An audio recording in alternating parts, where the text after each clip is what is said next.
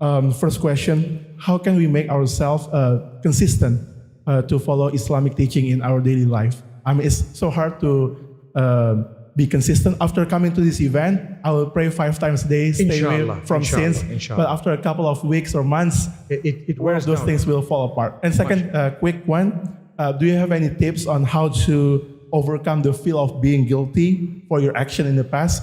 You mentioned past is the past, but sometimes it bothers your head. Thank you very much.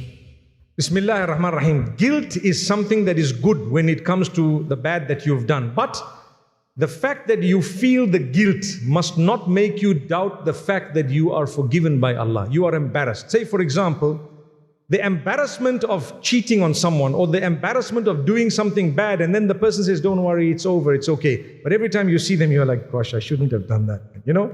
Gosh, I shouldn't have done that. That guilty feeling is not because you are doubting the forgiveness, but because you are embarrassed. I shouldn't have. When you know the status of your Maker and how big He is and how great He is, you feel embarrassed of how, as little as I am, I was transgressing against the one who created entire creation. You know, there is something called the James Webb Telescope. Have you heard of it? You go and Google it today. James Webb Telescope. I promise you, check. It's a telescope that is bringing us images from outer space. Do you know there are so many millions and millions of planets which they never ever knew existed, and galaxies that they didn't know existed. Now they are suddenly seeing all of this. It's just mind-boggling. And Allah mentions it in the Quran. And Allah tells us about Jannah. And Allah tells us how the earth is so insignificant as per the rest of His creation. And Allah says it, لَخَلْقُ السَّمَاوَاتِ وَالْأَرْضِ أَكْبَرُ مِنْ خَلْقِ النَّاسِ وَلَكِنَّ أَكْثَرَ النَّاسِ لَا. The creation of the skies and the earth is far bigger than the creation of man. But man doesn't know. Many men don't know. And so on. So that feeling of guilt, it will come, don't worry. For as long as it is not a feeling of guilt which makes you doubt the mercy of Allah, it's a good thing. But if it makes you doubt the mercy of Allah, then you have a problem with recognizing who Allah is. That's the second part of what you asked. The first part of it, my brother, when we decide, I'm going to pray, I'm going to do the right thing, I'm going to do whatever I have to, I'm going to be the kindest and most amazing human being possible. One of the most powerful gifts you can have is good company. Your companions, your friends, you need to either encourage them, either you need to encourage your friends. Look, we're going to do this together. So prayer time, we all pray. When you have to go to eat, you make sure there is no, meaning you don't consume anything that is not allowed, etc. When you have to do something, you make sure you do the right thing. When there is something wrong, because you are in good company, you don't even look.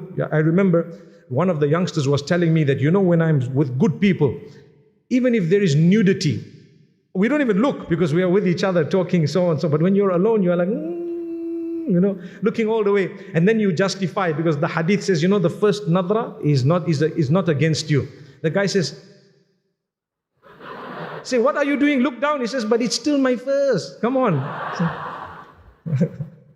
So may Allah forgive us. So good company is a really good thing. Consistency. Secondly, when you have a connection with some masjid near you, or some scholar, or some in your community, and you or even online, get used to a habit of listening every so often to some speech. I give you one last example.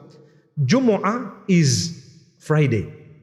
Jumu'ah comes from Jama'ah. Jama'ah means to gather. So the importance of gathering in Islam is so much that you are taught you must go for Jumu'ah. إِذَا نُودِيَ لِلصَّلَاةِ مِنْ يَوْمِ الْجُمُعَةِ فَاسْعَوْا إِلَى ذِكْرِ اللَّهِ. Whenever you are called for prayer on a Friday, you rush towards the remembrance of Allah, the reminder, the speech. Dhikrillah here is referring to that Jumu'ah, the khutbah and the salah. You go for it, right? Why? Once a week you need to listen to a powerful short message to remind you, hey, remember what we agreed, right? So every week once minimum, listen to a good talk that will remind you again, no, improve your situation. Until a day comes when inshallah you will automatically be cured of all of that. It's like cough mixture. You cannot have the whole bottle one time. Doctor will say have 1 spoon every day at the same time. So you have a spoon, cough is less. Have a spoon, cough is less. Another spoon, by the time few days are up, when your course is over, the cough is gone. What happened? You had little by little. But if you drink the whole bottle, you will cough more after a while. That's why when you swing and you have no coping mechanism, people say their shahada and they come into Islam, if there is no follow-up with such beautiful brothers and sisters, they begin to dilly-dally. I always say, Islam is knowledge-based. The more you know, the more you will love it. When you don't know much, you start to doubt it, you don't know, because you don't have the answers. But the answers are there. Keep on asking until you receive a satisfactory response. So good company, as well as listening and attending maybe online classes. Like I say, you might be a businessman or whoever else, you might not have the time to go, especially in Jakarta where the traffic is so much, you may not be able to go here. Use technology. Use technology. Before I came here, they already told me, Masjid, big masala. So I learned a little bit of Bahasa. I said, when I go there, I will just, flex a bit of my Bahasa. Allah bless you guys. Barakallahu.